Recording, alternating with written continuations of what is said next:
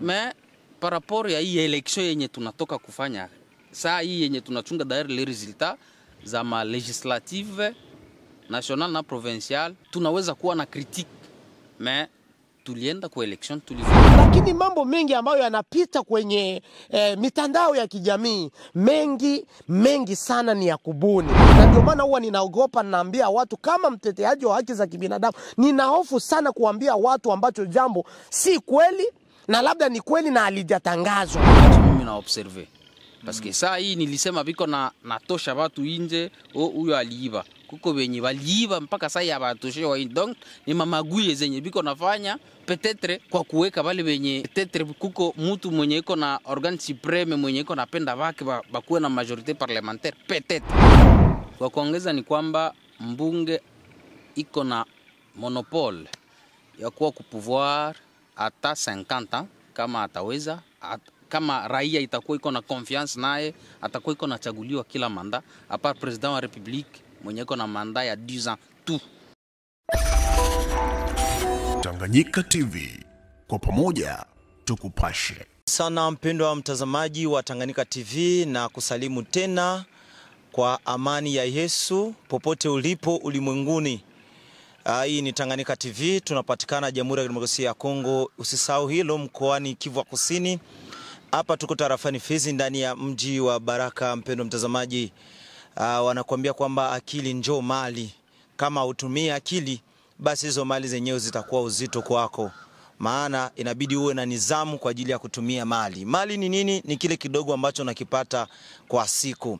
Mpendwa mtazamaji wa Tanganyika TV, mimi niite Jumaje Juma Masuku, kwa nyuma ya kamera ni Abu Design. Kwa siku ya leo mpendwa mtazamaji, tuko na walikuwa wetu wa siku ambao tutakwenda kuongea mawili matatu siku ya leo kuhusiana na yale ambayo yanaendelea nchini kwetu hapa Jamhuri ya Kidemokrasia ya Kongo.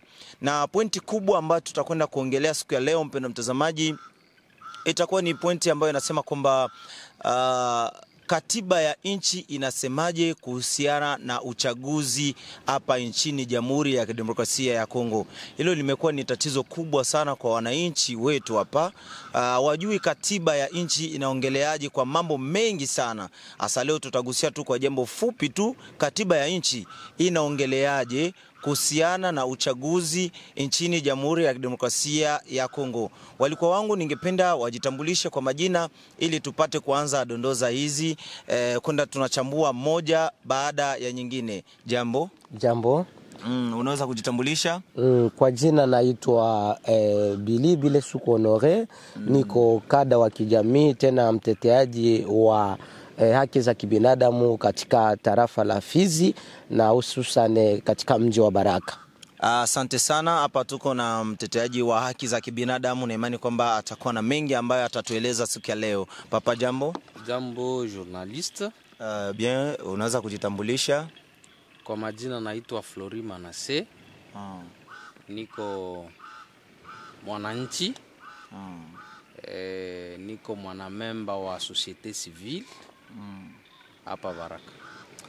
Asante sana. Hawa ni walikuwa wetu wa siku. Mpendwa mtazamaji, tunakuomba ututege sikio mwanzo hadi mwisho kama unaipenda nchi yako. Kama nilivyokuambia, tunaanza na mteteaji wa haki za kibinadamu Bile Suku Honore.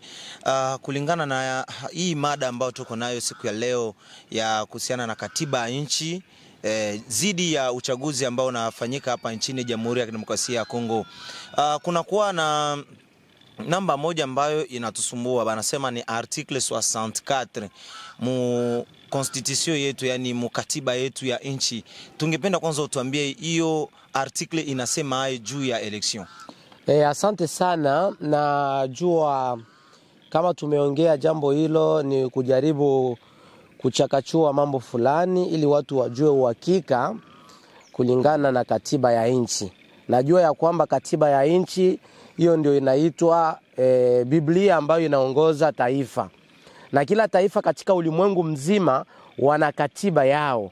Na hiyo ndio inawasaidia kusonga mbele, kujua mambo fulani na namna ya kuendesha nchi, na namna ya raia wa nchi na viongozi wa nchi wanapaswa watumike katika nchi yao. Katiba yetu ina vipengele vingi sana ambavyo vinaongelea kila upande inagusia, kuanzia maisha ya kawaida au vie social, kwa kuhusu uongozi wa nchi, wale viongozi ambao wanaitwa les dirigeants. Kuna zile ambazo zinaongelea juu ya hukumu ambazo watu fulani wanafanya kwa ajili ya uvamizi wa nchi, na zingine zinaonesha kabisa juu ya uongozi wa nchi, wale ambao wanaongozwa na wale ambao wanaongoza nchi. Na katika hayo ndio kunapatikana ile ambao tunaita ibara au artikle ya 64 ambayo inaongelea mambo ya utawala hasa sana. Hiyo katiba ya Kongo iliundwa kwa mazumuni ile inchi bila katiba ni kama vile mtu ambaye hana uti wa mgongo. Sasa wakati inchi ina katiba, yani kuna vipengele ambavyo binadamu au watu ambao wanaishi katika hiyo inchi wanapaswa waviendee. Ndio hii ambayo inaitwa article ambayo ni 64. Article hiyo inasemaje? Inasema hivi kwa lugha ya Kiswahili: mtu yoyote ambaye anajinyakulia madaraka kama vile kimabavu, raia wa Kongo kuanzia wa kwanza hadi wa mwisho, hana haki ya kuweza kupigania na kunyang'anya huyo mtu madaraka kwa sababu aliikamata madaraka ni kwa mabavu.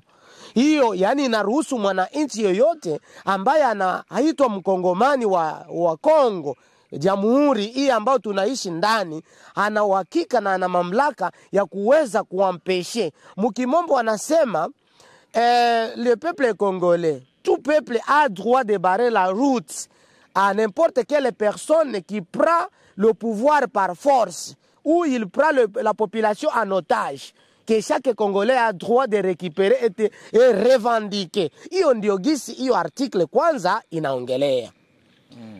Najua hilo kila mtu anapaswa atufate kwa makini. Sasa wakati sasa tunafaa madaraka ikikamatiwa kwa nguvu, ndio maana yake nini? Mtu anakuja anapiga coup d'etat institutionnel au coup d'etat ya guerre, analeta mashambulizi katika nchi, na wala anachukua silaha kwa kinguvu kuweza kunyang'anya wananchi ile wanaita droit yao ya vote ambao walichagua viongozi wao, au droit yao ya kuwa madaraka iwe katika mikono ya raia. Sasa huyo mtu anachukua madaraka kwa kinguvu, ndio wanaita il a pris le pouvoir par la force. Yaani raia wana haki ya kuweza kuchukua na kuweza kumfukuza mtu huyo. Hiyo inaongelea tena juu ya nini? Mtu anaweza akaje akaweza kuchukua madaraka inapita yani kinyume ya vile madaraka ambayo constitution ya nchi yetu inampea. Maana yake nini? Manda ya chef de l'etat na ya wabunge wa taifa ni ya miaka 5. Mara moja munaweza kurudilia na wakachaguliwe tena. Lakini muhula wa kwanza, wa pili ni sawasawa. Yani maana yake nini? Rais anaweza kuchaguliwa, anaruhusiwa kuchaguliwa kwa mandate ya miaka 5. Uchaguzi mwingine ukikuja, anaweza akagombea tena na akaweze kupata tena, na akipata anaendelea. Yani rais kama akichaguliwa mihula miwili anaweza akafanye miaka 10. Mbunge naye wa taifa ni hivyo hivyo. Mbunge naye wa kijimbo na yeye ni hivyo hivyo. Sasa huyo mtu akishaeneza miaka yake, akitaka sasa kuendelea kuikala kwenye madaraka, anapitisha ile miaka yake 10 yenye alichaguliwa, hiyo anachukua madaraka kwa kinguvu. Raia ina haki ya kuweza kubare hute na kuweza kumfukuza huyo mtu kwa sababu ameenda kinyume ya katiba ya nchi kulingana uchaguzi.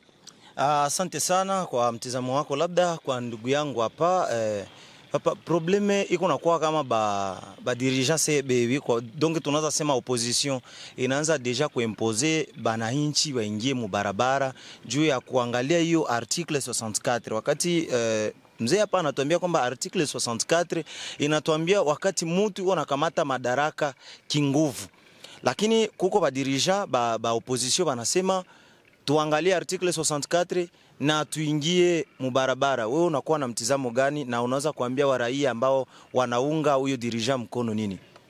Asante ndugu journaliste kwa kupewa kauli. Par rapport ile thématique ya article 64, texte iko clair.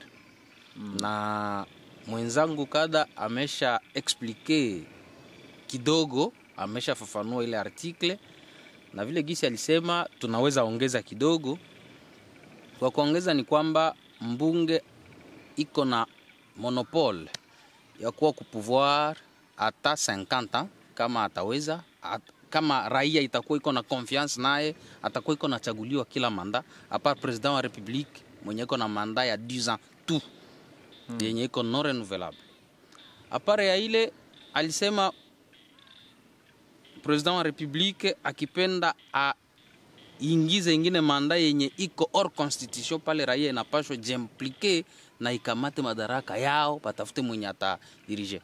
Mais par rapport ya hii election yenye tunatoka kufanya saa hii yenye tunachunga d'ailleurs les résultats za ma législative national na provincial, tunaweza kuwa na critique, mais tulienda kwa election, tulivote.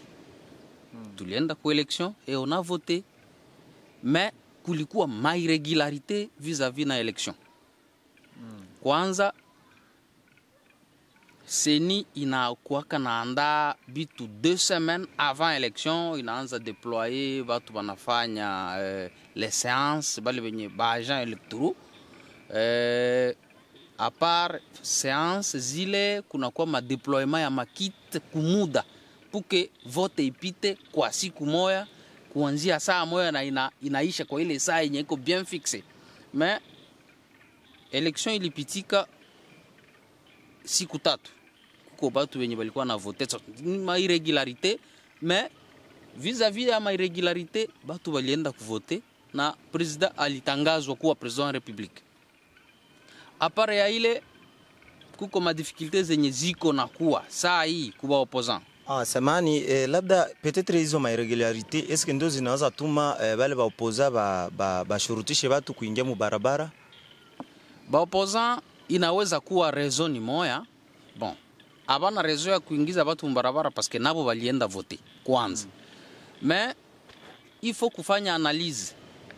Moi nilikuwa nawaza kenye kinaweza saidia ni kwenda ku dialogue, watu waangalie gisi batajere inchi mzuri. Kuingiza watu mu barabara sio solution. Kufanya menace, tendance ya coup d'état sio solution, mais solution ni dialogue pour que inchi iendelee. Parce que nilikuwa nasema tukikumbuka hii activité électorale yenye ilipita hapa. Bien sûr, ndio maana nilisema ba opposant banaweza kuwa na raison, kuko watu ma video ziko na circuler à l'appui, watu biko na voter mu manyumba. Est-ce que gouvernement ilikuwa wapi? Qu'est-ce que inakamata? Baisha invalider les ba moya ba candidat ya 84 députés benye balikuwa invalidé. Aseme walikuwa na iban, balikuwa na voter na mashine kuma nyumba. Et le reste kuko bengine balikuwa nafanya vile mu manyumba zao. Fasi zingine na ma video ziko à l'appui. Mimi nawaza gouvernement ingelikamata en place resolution ya kutafuta, bangelikamata solution ya kutafuta amani pour que inchi yetu iendelee. Kwa upande wako wewe unafikiria kwamba hivi ambavyo Cour constitutionnelle aya proclamer kwa mwisho resultat final, kulingana na mtizamo wako, unafikiria kwamba huu uchaguzi tunaweza kuirudilia tena? Cour constitutionnelle ndio organe yenye iko habilité pour valider ou invalider le mandat de quelqu'un. Mais je suis en regret comme citoyen congolais kuona seni naanza invalider watu après, à part que Cour constitutionnelle. Mina waza seni ingeli proclamer et Cour constitutionnelle après le recours Cour constitutionnelle ina validé ou invalidé. Mais je regrette trop fort naanza ona seni ndio inaanza invalider watu avant Cour constitutionnelle. Donc il y a beaucoup d'irrégularités par rapport ya mtazamo wangu. Pour que tout s'y crée polémique mwinchi. Moi je proposais que batu baikale pamoja twende mu dialogue. Dialogue ndio itatusaidia kama tutaenda kwa election wala kama tutademarer na hii gouvernement yenye kwa en place. Labda Papa Bilesuku, unaweza ukaongeleaje kuhusiana na tume huru ya uchaguzi seni imeweza kuinvalide ba député ba moya na haiko korti kuu yetu njo ingepashwa fanya ile kazi? Unaweza kuonyesha mwangaza gani hapo? Asante sana, kwa sababu ninashukuru hii mchakato ambao tunaongea au deba ni mzuri sana na itatusaidia kwa kuelewa, maana raia wetu wengi wanatufata, wanajaribu kuona lile ambalo tutaweza kuongea likaweze kusaidia. Nimefata mwenzangu kama vile mwananchi na mimi tena ni mwananchi, ameelezea na ameonesha kila ambacho anajisi ya kwamba akimjengi iko huru, kwa sababu tunaishi katika nchi ya kidemokrasia, kila mtu iko huru kujieleza. Yani ninampa pongezi sana na nasema asante kwa sababu amejieleza. Akikosa kujieleza yani si mwananchi, yani ana haki ya kujieleza. Nimeshukuru kwa hiyo swali kujaribu kuonesha ya kwamba kulingana na katiba ya seni na katiba ya nchi mambo iko wazi. Kulingana na vipengele fulani fulani ambavyo labda hatuwezi kuvipekua, sheria ya seni inaonesha ya kwamba kama kukishakuwa kuko vitu fulani ambavyo haviendeki, ina haki ya kuweza kudeklare wale watu, kisha inaachia nini? Inaachia ile inaitwa Cour constitutionnelle, ambayo basi itajihusisha na wale watu, kwa sababu ukiangalia vizuri sheria inaonesha wale watu wanaweza kuambiliwa vile na seni, lakini seni hana haki, kwa sababu vile wangali wanaweza kufanya rekuru yao kukuru constitutionnel. Kisha baadaye ile ni kuonesha kwamba wanataka kujitoa kujaribu kumpatia nani sheria kazi yake, kwa sababu wale watu kulingana na ukweli wanapaswa wafuatiliwe, maana wameanza vibaya. Na kizani kwamba seni haitatangaza matokeo yao. Haitatangaza kabisa matokeo yao. Ndio najua seni haitatangaza. Sheria ya seni na waruhusu hawawezi kutangazwa matokeo yao. Kwa nini? Kwa ile sheria ya seni ambayo inasema mtu akifanya kuchakachua, yani kuharibisha mchakato wa urais na anajulikana majina yao kwa moja ili ile mambo yasifikie eti seni ione na macho, ndio kisa sheria inasema na waachilie. Wana haki kwanza ya kuwaweka kando, kwa sababu sheria ifanye mkondo wake. Ndio nitaka kuonesha mwenzangu kwa ile ambayo na yeye ameniambia mandate ya wabunge inapaswa inaendelea, isipokuwa mandate ya rais wa jamhuri ndio inapaswa kuwa ya miaka 10 au 5, ingine 5, yani 10, na hawezi tena kurenuvele. Labda wananchi ambao wanatufuata saizi wangependa kupata mwangaza kuhusiana na hilo. Inakuwaje kwa kuhusiana na hiyo manda? Kabla hatujamalizia pale ambapo nilikuuliza kwa seni ina haki ya kuinvalide uswate kuto kuinvalide makandidatire zao. Inaongeleaje kwanza katiba ya nchi kuhusiana na manda ya badepute nationaux na provinciaux? Nasema manda inasema, yani katiba inasema hivi. Muhula wa rais wa jamhuri ni wa miaka 5, inaweza kuwa renuvele une seule fois, mara moja. Yani akibatika napita miaka mingine 5 anaweza kaende mbele. Lakini mbunge anaweza akagombea miaka 5, akagombea miaka ingine 5, akagombea mpaka pale labda wananchi wamechoka naye, kama vile mwenzangu amesema. Yani hata na ushahidi tosha kwa kuna wabunge hapa tarafani Fizi ambao wamegombea hivyo. Tukiwa na James Mlengwa kwa mfano, tukiwa na Ambatobe Nyongolo. Wanagombea sasa hivi nikiwaza ni mara 3, kama iko mara 3 ni mara 4 sasa hivi. Ndio, hiyo ni kweli, na ndio maana nimesema kama wananchi wamempa tena ule uaminifu, anaweza akaendelea kama vile mwenzangu amesema hata miaka 15 au na zaidi. Ni pale inaonesha kama raia wangali na haja naye watamchagua tena. Sasa tunarudia hapo nyuma. Je, tume huru ya uchaguzi seni ina haki kabisa ya kuinvalide na kumwambia wewe kabisa tena ufai kuhusiana na vitendo ambavyo ulifanya kwa uchaguzi? Ndio, nitabadilisha term. Ile abo abaku invalide, abo bali atrape, bale batu benye balifanya ile haiko invalidation. Yani seni, sheria ya seni nasema mtu akikamatwa iko nafanya bourrage des urnes, iko nafanya fraude electorale, kabla matokeo yake ijaje, ile kwanza anapaswa awekwe kwanza kando, maana sheria itachukua sasa kazi yake. Hiyo ndio yani hapo abakuvalide mebalitoa bale benye balionekana banachakachua matukio ya uchaguzi, ikaonesha hawa waliiba hawawezi kuwafikia waproklame walieshue au walishindwa, na wakati deja wako na madosari. Yani seni na baruhusu baba weke kwanza pembeni, basi tangaze matokeo yao. Lakini kuinvalide ni pale sasa mtu anaweza kuwa amepata madaraka, ameisha pata, kisha baadaye mnamwambia wewe malgré ulikuwa nakosa, ulikuwa napata, tumekutoa. Njoo kuinvalide mtu fulani. Yani alipata, kisha baadaye wanamkata. Seni haikuwatangaza wale watu, ili waweka kwanza kando, kwa sababu hivi hawajaproklame nani alishinda muwabunge na nani alikosa. Asante sana. Tukikuwa na siku karibuni siku 18 sasa, tunabaki na siku chache ili tuweze kufikisha mwezi toka tufanye uchaguzi le 20 Desembre. Na hivi tushakuwa deja mu janvier, tunabakia na siku chache tufikishe mwezi. Wananchi wanakuwa na wasiwasi sana na korti kuu ambayo kwa sasa haijatangaza matokeo kamilifu ya uraisi, na tume huru haijatangaza matokeo ya wanabunge ba députés provinciaux na nationaux, haijatangaza kabisa. Toko tunasikia banapanga batatangaza leo, inakuwa kesho yake. Unamtizamo gani kuhusiana na tume huru ya uchaguzi na korti kuu ambayo mpaka sasa haijatangaza matokeo kwa mwisho?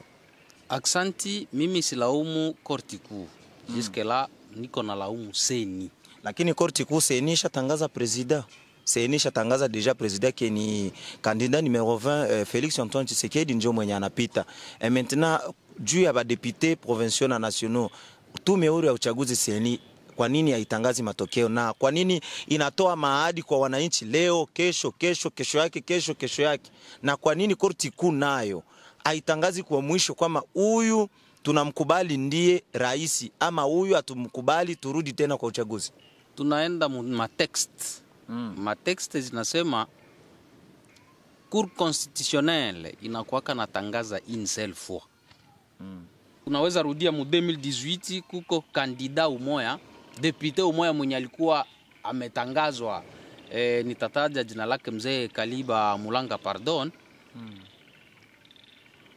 Après que Madame Louise alikuwa saisi, batu yake bakakuwa na mapreuve tangible ya mavoix zenye alipata, Cour constitutionnelle mes excuses, il invalidé Kaliba ikavalide Louise Munga. Et donc kuko une date, donc tuko nachunga kwanza seni tangaze ma resultat ya ba législatif, comme ça njo tuende kuma recours ubale benye batapita wala benye batapita.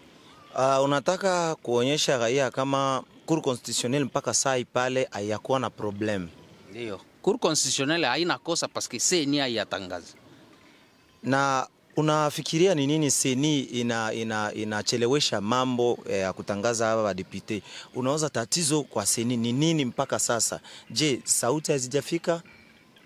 Abayasabia mavua ama tatizo ni nini hasa? Ungependa kutonesha kwa upana pale? Mimi ni raia, na raia nitasema kile ambacho mimi na observe. Parce que saa hii nilisema biko na natosha watu nje, huyo aliiba. Kuko benye waliiba mpaka saa hii abatoshewa nje. Donc ni mamaguye zenye biko nafanya peut-être kwa kuweka wale benye peut-être kuko mtu mwenye iko na organe supreme mwenye iko napenda wake bakuwe na majorité parlementaire peut-être. Yani unataka kuonyesha watu kwamba ile ambayo opposant numero 3 Moise Katumbi akasema kwamba anashukuru wakongomani kwa vile ambavyo walimchagua sana, lakini tume huru ya uchaguzi inataka kupenyeza mambo na penyeza mambo kwa kumtangaza ambaye hakuchaguliwa. Unataka kuonesha mwangaza gani pale? Yani unataka kuonesha kabisa irregularité ya tume huru ya uchaguzi ambayo ni seni? Ndiyo, kuko irregularité za nilibisema depuis zamani. Mon cher frère, tunapenda amani katika nchi. Amani hailetwi katika vita, amani inaletwa katika amani. Mimi nawaza hii yote ambayo inapitika hapa itatusaidia kitu. Lakini mie ningelipendekeza kwa serikali ifanye dialogue na les parties prenantes. Zile parties prenantes tuangalie twende kwa uchaguzi wa haki na kweli ambao utasaidia wakongomani kuendelea. Papa Billy, labda wewe kwa mtizamo wako unafikiria ni nini ambacho kinasababisha mpaka sasa tume ya uhuru nchini Jamhuri ya Kidemokrasia ya Kongo ambayo ni seni kutokutangaza matokeo, unafikiria tatizo ni nini kwa mtizamo wako? Asante sana. Kama vile mteteaji wa haki tena mwananchi, na mimi sifurahii kwa kukawia, kwa sababu mkono ukikawia kwenye mfuko labda kunatoka bure. Kwa hiyo na mimi nataka kuongea linanisumbua, na watu wa seni ambao labda wanatufata na labda tunaendelea kulalama, sisi hatukai kimya. Kama vile mteteaji tunaendelea kulalama kila uchao, kuonesha kwamba mambo fulani ambayo tume ya uchaguzi inaweza ikafanye na ikaweza kuumiza raia si vizuri, kwa sababu hao wa raia ndio wanatenda kazi. Hakuwezi kuwa seni bila raia. Seni iko kwa sababu raia iko. Mimi ningesema ya kwamba alinifurahishi kama mwananchi na alinifurahishi kama vile mteteaji wa haki za kibinadamu, lakini ningeomba kama vile wanatufata na wanatusikiliza wafanye kwa haraka, kwa sababu dukuduku la raia linaweza likajawe na jazba na ikaweze kuleta labda matatizo huko mbele. Na raia wanakuwa na mashaka kama nilivyosema kwamba wanakuwa na mashaka labda koti kuu inaweza ikasitisha huu uchaguzi na ikasema kwamba twende tena kwenye uchaguzi mwingine kutokana na tume ya uchaguzi imekawia. Mkuu wa kitengo Bwana Kadima amekawia kutangaza matokeo. Mimi nasema, na katika midahalo ambao ninaongea kila mara, nina kitu kimoja ambao ninaogopa sana, ni sheria. Na wakati ninaogopa sheria, nataka kumaanisha kama vile mwenzangu ametoka kusema hapa, mon co-débatteur, ninapenda kuonesha raia wote kama vile mwananchi ambaye anajua sheria hiyo, ambayo institution ina mabilite ya kuweza kutangaza kukataa huyu alipata kama mwenzangu amesema na huyu amekosa, ni Cour constitutionnelle. Kwa hiyo mimi yale matukio ambayo yatatolewa na Cour constitutionnelle kama mwananchi nitayakubali. Sina muda wa kukataa kila ambacho Cour constitutionnelle inasema. Ikikubali kuinvalide, siwezi kupinga na korti kuu ya kisheria. Ikikubali na mimi ninakubali, ikikataa na mimi nakataa. Yani hapo niko serious na naiunga mkono. Labda kwa wananchi ambao wanatufuata saa hizi, na wananchi wengi sana wanakuwa na matatizo kwa ajili ya kujua katiba ya nchi, hawaijui wengi wao. Mpaka sasa serikali imejitahidi kuweka katiba ya nchi kwenye application zetu kwenye simu. Kuko ma application za constitution mu matelefone zetu, zinakia mulugha ambayo wananchi wengi hawaelewi. Japokuwa Kongo ni nchi ambayo tunaongea Kifaransa kwa kiasi kikubwa, na ile inakuja kwa Kifaransa, lakini ni Kifaransa Kenya kieleweki, ni kigumu sana. Labda wewe unaweza kuwa na mtizamo gani? Kwa hili, kwa sababu nchi zingine zinaleta katiba ya nchi katika lugha ile ya nyumbani. Kama hapa kwetu tunazoea sana Kibembe, tunazoea sana Kiswahili. Labda ingetujia kwa Kiswahili tungekuwa na mengi sana ya kuwa tunajua sheria. Kwa sasa sheria, wananchi wengi wa Kongo karibuni 70% hawaelewi kabisa sheria ya nchi yao. Wewe unakuwa na mtizamo gani kuhusiana na hili? Asante ndugu journaliste, shie tuko na problème haiko ya saa hii, parce que Félix ndio président wa République, parce que Kabila ndio alikuwa président wa République mbele. Tuko na problème ya partir ya shie kupata indépendance. Les colonies bale benye balu tout coloniser, les nos colonisateurs abakutu préparer par rapport ya nchi, parce que bale ndio bangeli tu préparer, banaandaaka watu hivi, banafundisha watu juu ya constitution ya nchi. Ninawaza watu yote abakusoma. Et aussi unaweza kuwa ulisoma, unaweza kuwa uko na ile text mu telefone yako ya constitution, mais exploiter le texte, comprendre benye banasema mule mu texte ndio problème. Et donc mie niliwaza gouvernement ikamata hivi vitu avec sérieuxité, batume ba animateur mu terrain, baanze ba expert. Hapana kila mtu akuwa animateur, ba expert benye banayua interpréter les textes, peut-être basaidia hata kama mtu ayusoma, mais avec les interprétations ya ma texte raia itakuwa a mesure peut-être ya kuwa na kanosho kamoya ka constitution. Una mtizamo gani kuliko kukamata ile yote gharama akabambia kutuma watu mutere. Bangefanya tu bangegeuza tu mulugha tu yetu ya Kiswahili kama Biblia. Biblia hapa kwetu inakuwa mulugha zote mpaka mkibembe iko. Mpaka mkiswahili, yani lugha yote ile ambayo unajisikia Biblia inakuwa. Petetre bangegeuza mwiyo lugha za huko kwetu tungeelewa. Asante journaliste, niko nakuambia tuko na Biblia za Kiswahili, mais interpréter ce qui est écrit mu Kiswahili ni shida. Unaweza kuwa na texte mais haujui interpréter. C'est-à-dire uko nasoma Mungu alisema tusifanye hiki tusifanye, mais interprétation ya ile texte. Ndio niko nasema les experts ndio banaweza interpréter constitution. Hapana hata kama batupatie constitution mulugha ya Kibembe yenye inatawala Fizi, lakini mwenye atainterprete zile text hii inapenda semea hivi juu ya hiki, labda wanaweza tusaidia. Nimeongea hapa kwa ajili ya constitution yetu ikuwe mulugha zetu, kwa sababu hii yote ambayo inasumbua raia mpaka kwa sasa ni kutokuelewa katiba inasema nini kuhusiana na uchaguzi ndani ya nchi yetu. Labda unaonaje ili katiba ianze kufundishwa mashuleni, waanze kupewa ma école secondaire, baanze donc bananchi baanze kuwa préparer à bas âge kufundishwa ile katiba mpaka sana komala wako nafundisha mwa hii classe moja banafundisha article 2-3 bana interpréter azo mzuri, na kizani masomo inaweza kuwa bien avec des interrogations na vingine. Una mtizamo gani kuhusiana na ili kwamba ile katiba ikifika kwa masomo? Ile naitika na niko kwa upande wako gisi umesema, hata kama bageuze constitution ikuwe hata mukibembe itakuwa mzuri. Mais nilisema neno moja tena nairudilia, interpréter les textes. Il faut tupate ba expert wenye batatufundisha pour que hata kama wewe mwalimu utaenda fundisha mwanafunzi uyue interpréter bile benye uko naenda fundisha.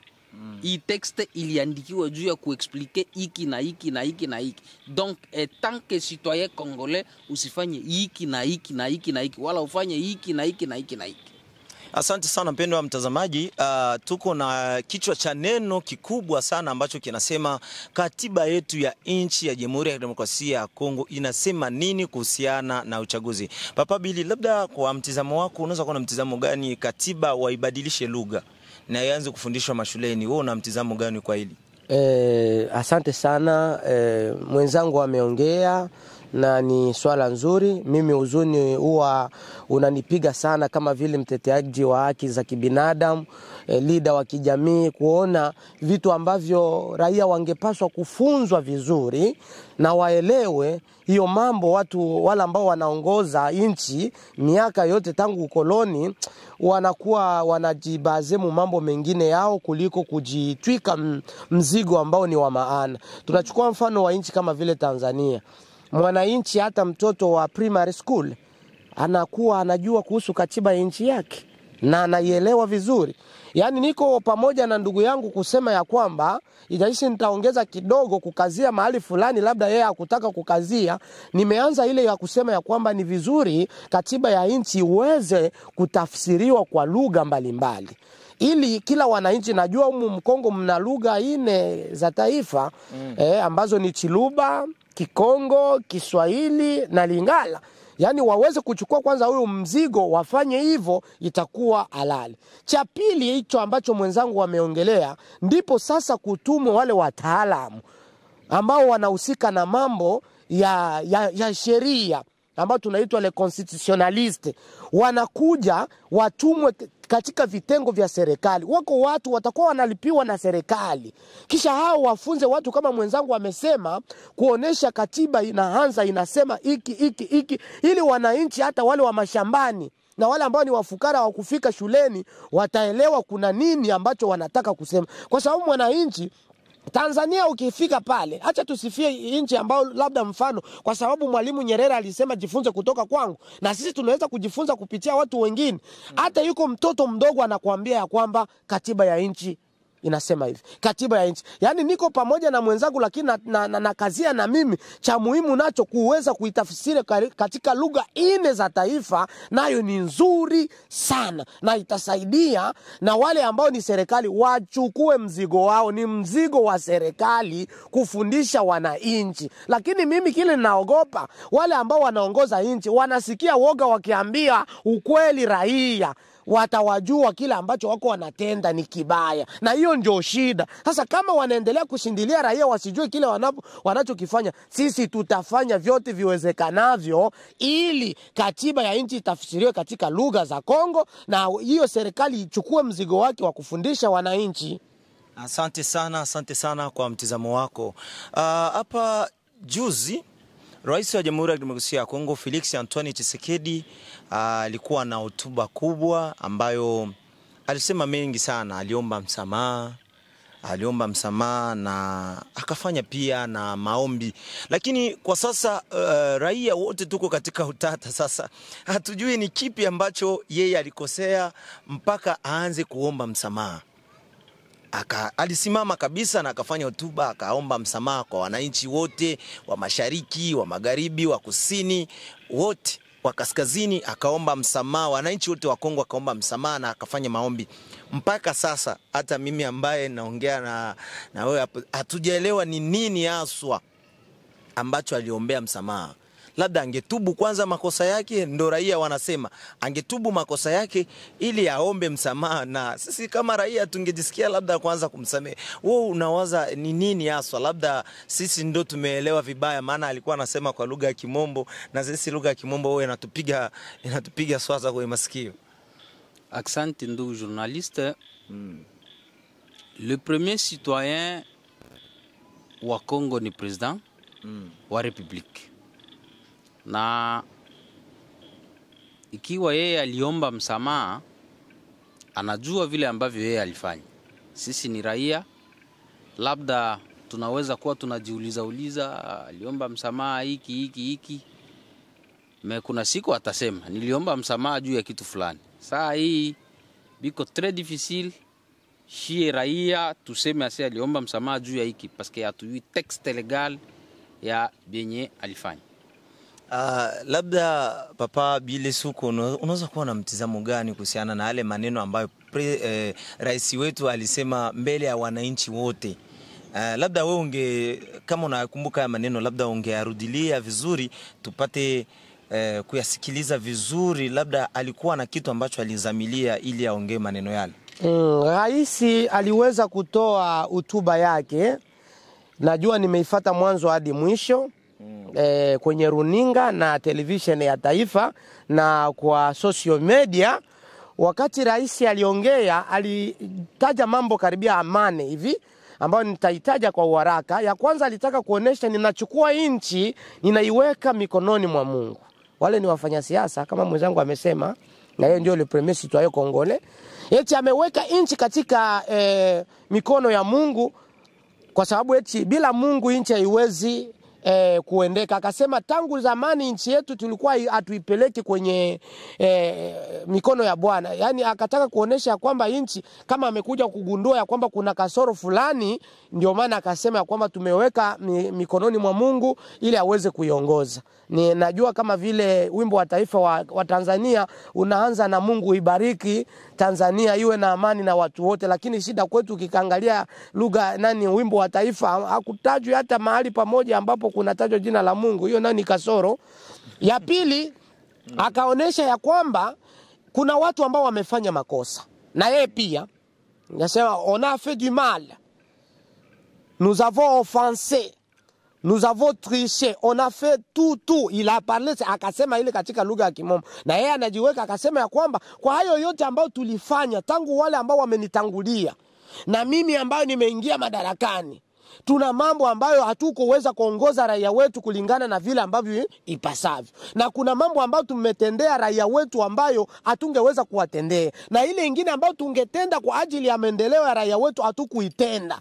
Akasema ya kwamba kwa hayo yote nimeomba msamaha. lakini raia walikuwa wanataka sasa aanze kutaja kosa moja moja hivi. Labda mwenzangu amesema baadaye anaweza kaja akatamke kulikuwa hivi iki, kwa sababu wananchi wanajiuliza maswali, rais akafanya nini? Lakini amesema na mimi na wenzangu ambao tuna vitu ambavyo tumekosea raia, Mungu atusamee. Baadaye akasema hivi sasa, kwa maana tumepewa muhula mwingine ili tuendelee, tungeomba yale ambayo tumeweza kufanya makosa tuweze kuyasaisha ili tuchukue muendeleo sasa na hatua nyipya na twende mbele. Njogisi ameongea na baadaye akamalizia kusema ya kwamba wale wote ambao wamejua wamefanya mambo mabaya na wakitaka tena kuendelea, tunaomba wewe Mungu na sheria itende kazi yao ili mwanzo huu sasa uendelee vizuri.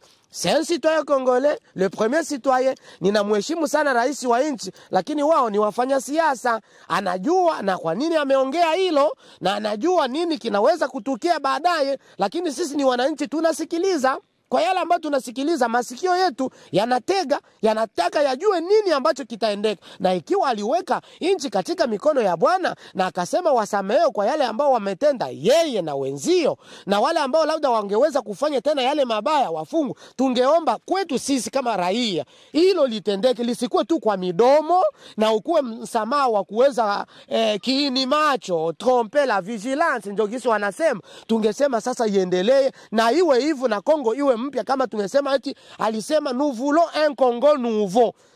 Je, ndio gisi itakuwa? Hiyo ndio ningeweza kuelezea kwa yale machache ambayo nilielewa kutoka hiyo hotuba ya rais wa jamhuri, kwa kuweza kuomba msamaha na kuweka Kongo katika mikono ya Bwana, na kuweza kusema wote ambao walikosea wasamehewe na Kongo ianzie sasa muendeleo mpya na kwenda mbele. Asante sana, asante sana. Labda nakuwa na swali la kipekee kwa kila mmoja.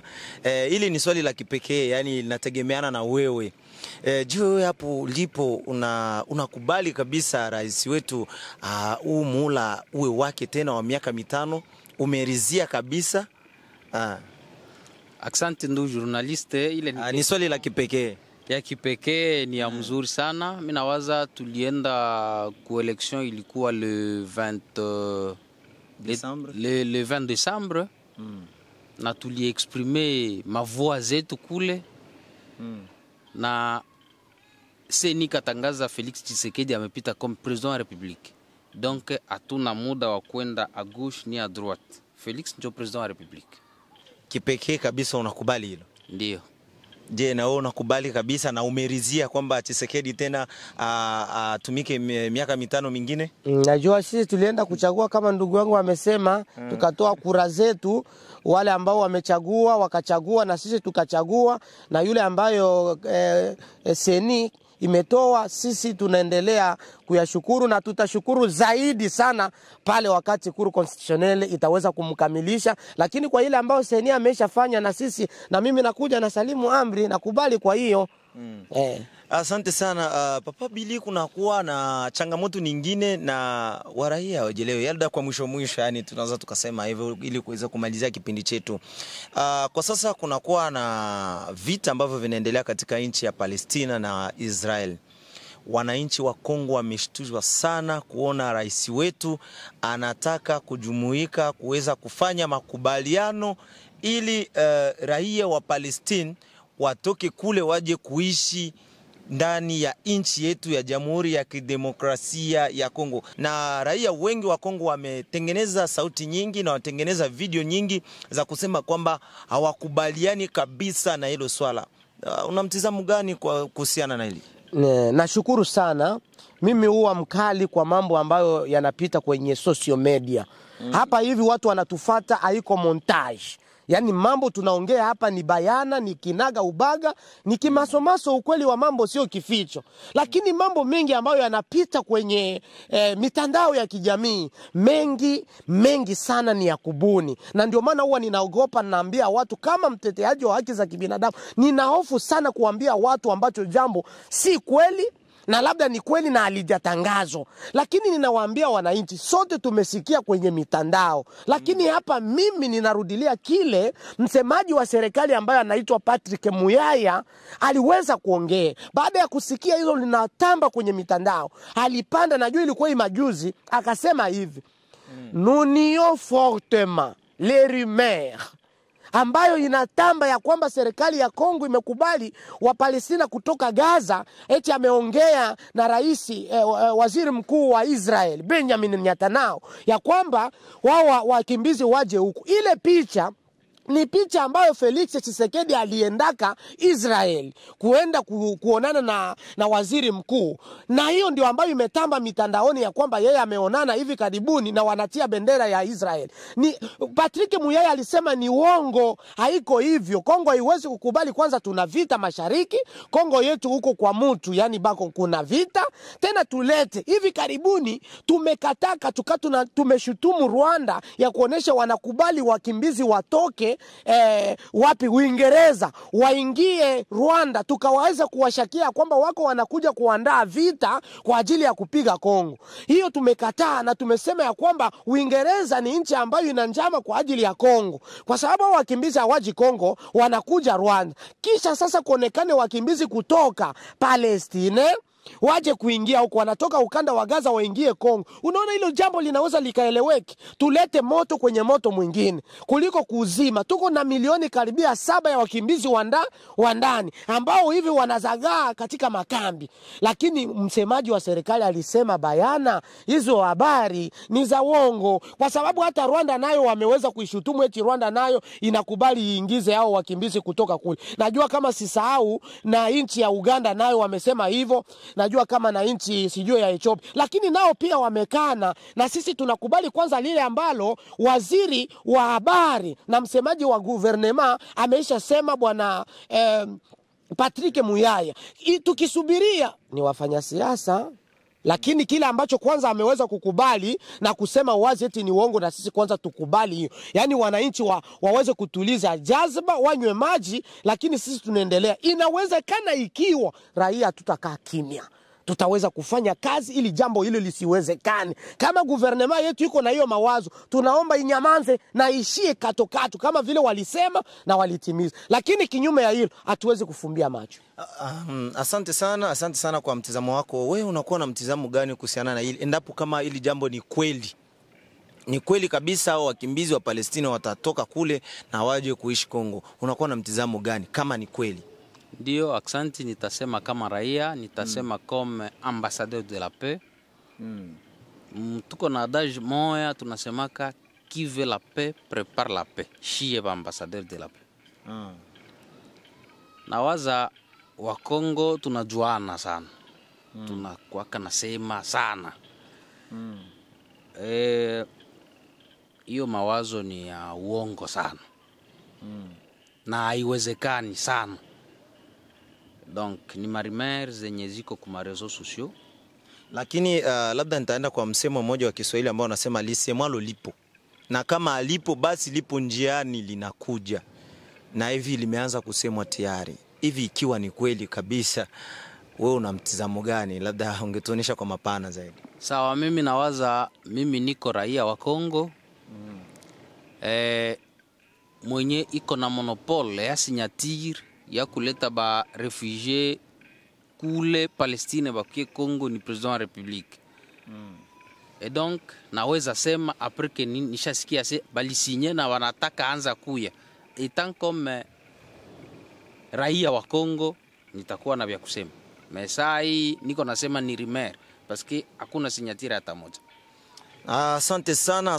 Tunafika mwisho wa kipindi chetu hichi ambacho kichwa cha neno ilikuwa katiba ya nchi ya Jamhuri ya Kidemokrasia ya Kongo inasemaje kuhusiana na uchaguzi, ili raia wapate kutuelea.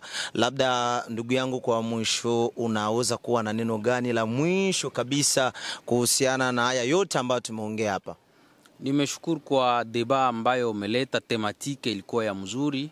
Na ni tematike yenye ta construire peut-être intelligence yangu na ya watu wengine benye batatufata. Na nilikuwa nalomba kwa hii television isikue mara ya mwisho. Ikiwa kuna mambo ambayo hayaendeki vizuri na yale ambayo yanaendeka vizuri, kuassocier population, kukuwa nafanya madeba contradictoire, peut-être inaweza tusaidia. Asante sana, labda kwako kada wa kijamii unakuwa na neno gani la mwisho kuhusiana na haya yote ambayo tumeongea hapa? Nimeshukuru sana, ni mambo ambayo yanapita na ambao raia wanahusishwa na raia wanataka wajue ukweli uko wapi na lipi ambalo lingeweza kutendeka. Yani ninaomba ya kwamba espasi kama hizi ziendelee. Tanganyika TV mfanye kazi kwa ajili raia wote ambao wanapatikana katika Kongo mzima na ulimwengu waendelee kujua haya mambo na waelewe vizuri, kwa sababu hii ni jambo ambalo ni gumzo aliko sana, lakini tungelitaka liendelee, maana litatufaidisha sisi ambao tunaikaa hapa kuongea na wale raia wetu ambao wanatusikiliza, hata nao wana lile ambalo wanaweza kuongezea baada ya wao kusikiliza haya. Asante sana mpendwa mtazamaji wa Tanganyika TV, asante sana tena sana kuweza kupoteza muda wako mwanzo hadi mwisho wa kipindi chetu hichi cha siasa, ni tuzungumuze na raia. Asante sana. Mimi sina lingine la kuweza kuongeza, na imani yote ambayo umekwenda kusikia hapa kabisa yamekamilisha. Niite Juma Masuku, kwa nyuma kamera ni Abu Dizan. Habari za muda huu mpendwa mtazamaji wa Tanganyika TV. Kwa jina naitwa Suzana Mbokile, natokea kitengo cha biashara na manunuzi hapa Tanganyika TV. Nipende kuchukua fursa hii kukaribisha hewe mfanyabiashara kutangaza biashara yako pamoja nasi. Maana katika ulimwengu huu wa sasa, media kama Tanganyika TV ndio mahara pekee ambapo unaweza kukuza na kuendeleza biashara yako. Haijalishi ni biashara ipi unayofanya, ina mtaji mkubwa au mdogo, Tanganyika TV inaweza kukuweka karibu na wateja wako na kukuza manunuzi ya bidhaa zako unazouza. Hebu fikiria, hata vikundi vya maendeleo tunawezaje kuendelea bila kujitangaza? Karibu utangaze nasi, hewe mfanyabiashara, mjasiriamali, mwanamuziki, wanasiasa na wengine wote, karibuni sana. Unaweza kuwasiliana nasi kupitia namba zetu za ofisi zilizopo hapo chini. Hata kama una matangazo, Tanganyika TV tunaweza kukutengenezea, kwa sababu tunawafanya kazi na madirector wabobezi waliobobea katika shughuli za video production na graphic design. Tanganyika TV, kwa pamoja tukupashe.